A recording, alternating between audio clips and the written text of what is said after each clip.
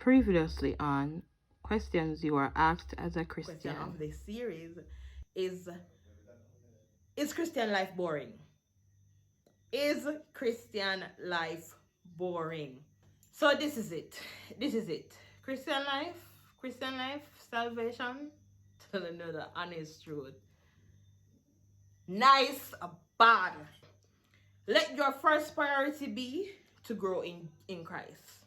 To grow in Christ. The minute you start growing in Christ, all those other minor stuff will start decaying. Like you don't even remember. You won't even have time. But separate and apart from um craving Bible study, so on and so forth, you do. Well, I do have fun in my church with my young people. Hello, everybody. Welcome back to another episode of Youthful Expressions, and this is episode 2 of our series called Questions You Are Asked as a Christian. Now, last week, or I believe it was the week before, we did episode 1, and the question that was asked was, is Christian life boring? Now, the question for this episode or the question we'll be answering for this episode is, why do we need to forgive? Why do we need to forgive? A lot of persons, even Christians, today still ask that question for some reason. And it blows my mind sometimes why Christians are still asking that question. Why do we need to forgive? So let's just jump right into it. What's up, everybody? Welcome back to our YouTube channel, Youthful Expressions.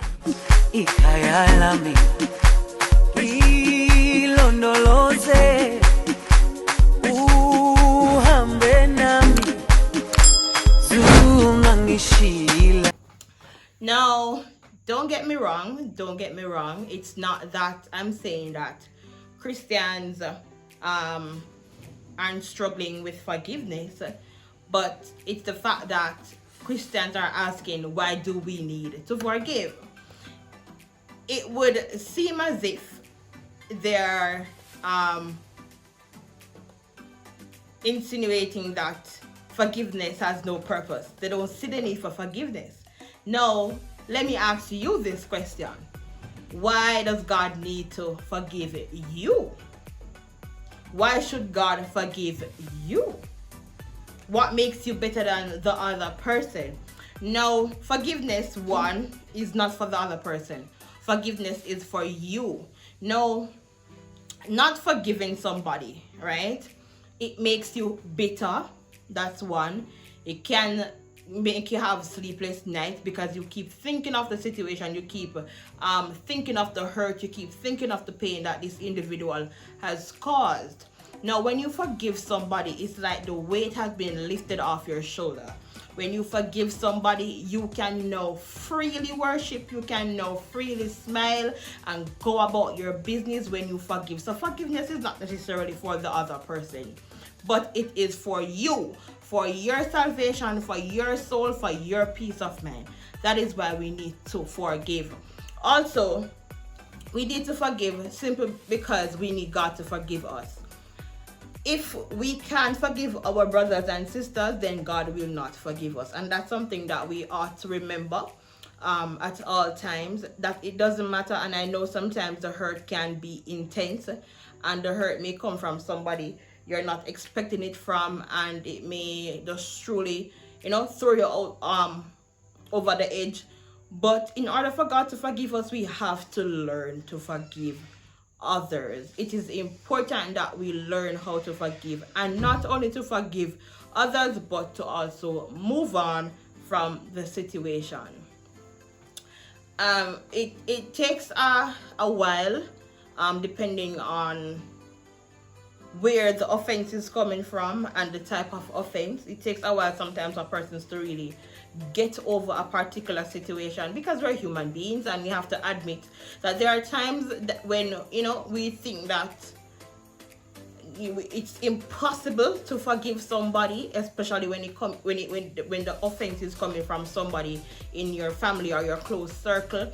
our close friends, it's so difficult sometimes to forgive. But think about this: there is nothing that the person, or there's nothing that someone can do to you that can be compared to what you have done to God, and God has forgiven you. So the same grace that we so get, or the same grace that God extends to us, we must learn to extend the same grace to somebody else. I mean, we have hurt persons too.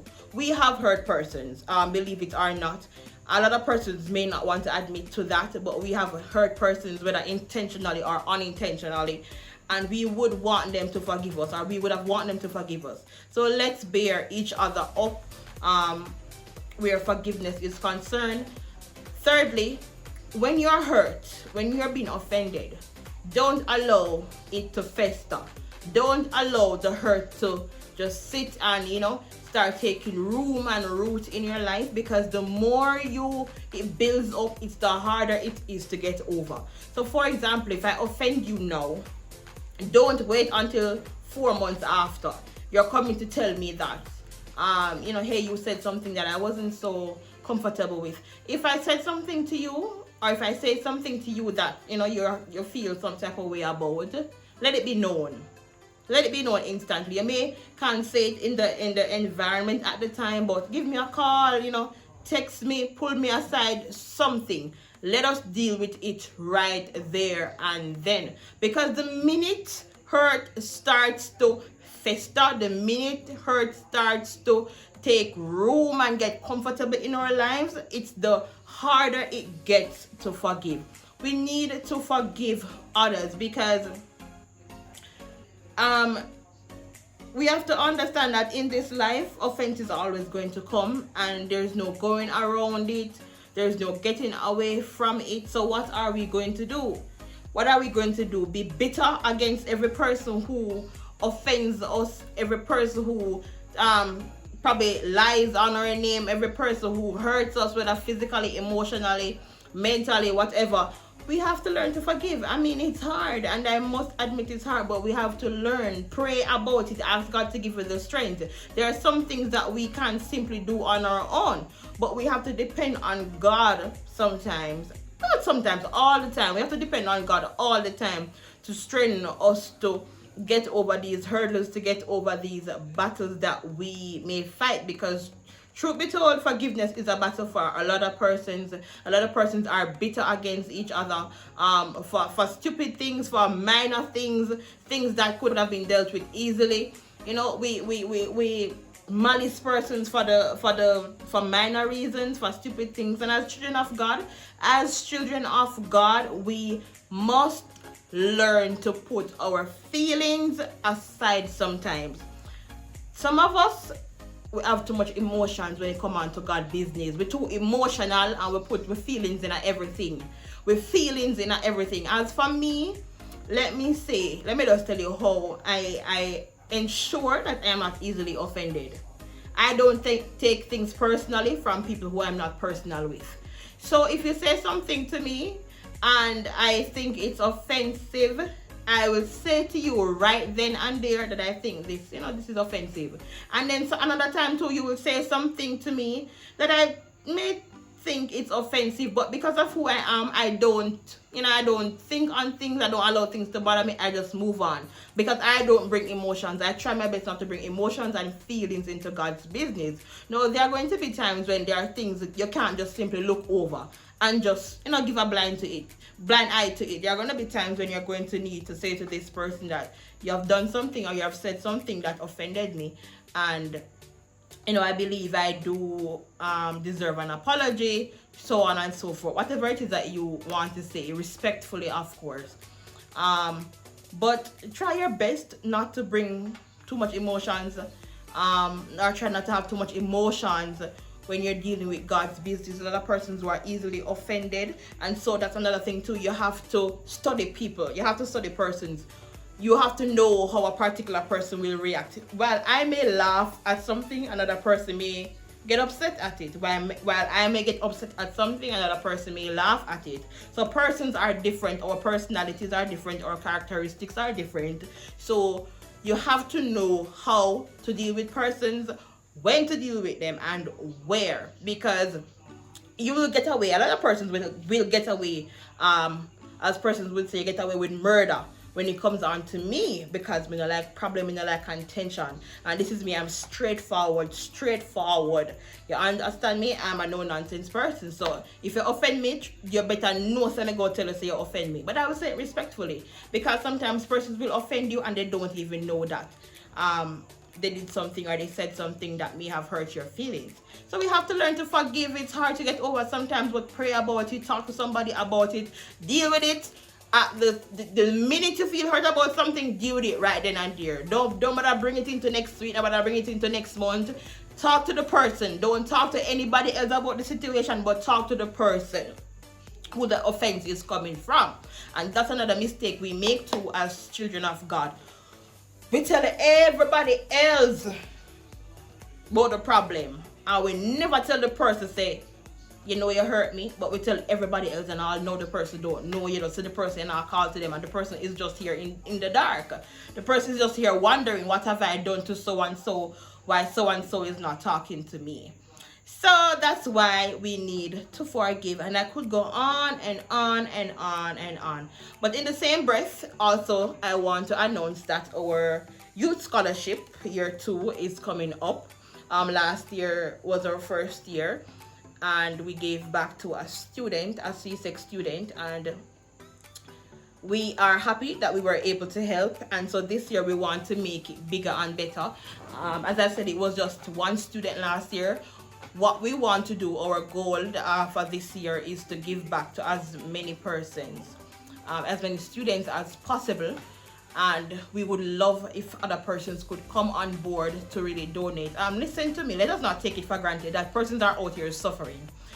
Being that school now is now face-to-face, fully face-to-face, there are students who will be going back to school without books, without bags, without shoes, without a lot of things. You understand me? So we want to ensure that as many persons will be assisted this coming August, because that's when we usually do the presentation of the scholarships. But we want to start that up this year. We want to get it back on the go.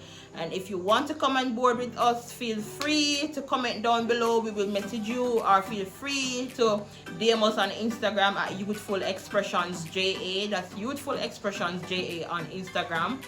And also, if you want to donate anything too, I'm putting that out there for persons who want to donate anything to any student, you know, but we're just putting it out there because we're really looking the assistance. But it will go on this year, and as I said, we want to reach out to as many students. We want to help as many students this year. So that's it for our youth scholarship. We have some persons coming on board, and I'm excited to announce who those persons are, but I won't just yet until the presentation is being made. But we have some major YouTube channels that are on board with us this year, and we are grateful to God that, you know, they want to assist, they want to join us.